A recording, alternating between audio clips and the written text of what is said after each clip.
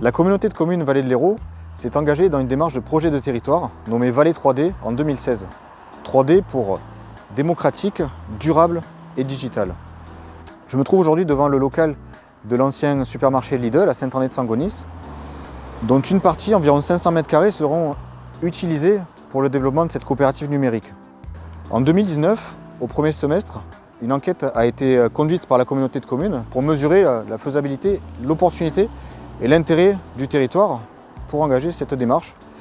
Le projet a été validé et a donné lieu à un nouvel appel à manifestation d'intérêt lancé auprès d'acteurs socio-professionnels, associatifs et économiques sur le territoire, qui nous a permis de créer un groupe d'une douzaine d'acteurs qui aujourd'hui participent à la co-construction de cette coopérative numérique. La communauté de communes, accompagnée des co-constructeurs, travaille sur une offre de services qui a pour vocation de faire de ce site, de cette coopérative numérique, un véritable centre de ressources autour de la thématique du numérique et qu'il sera aussi un lieu fédérateur pour tout le réseau d'acteurs qui interviennent autour de la thématique du numérique. Aujourd'hui, ce bouquet de services se concentre autour de plusieurs propositions.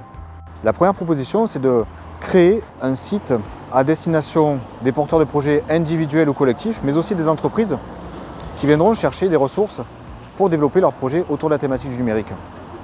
Le deuxième axe de travail, c'est un axe de travail autour du grand public, en proposant tous les services d'un Fab Lab, avec la présence de machines-outils qui seront mises à disposition de ce public, mais également lutter contre l'exclusion numérique et contre l'électronisme qui est encore malheureusement présent sur nos territoires ruraux.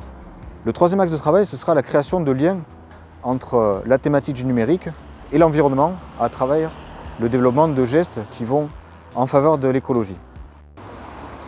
Les étapes à venir sont encore nombreuses et notamment tout un programme de travaux à déployer pour le premier semestre 2021 qui nous conduira à une ouverture de cet équipement au mois de septembre 2021.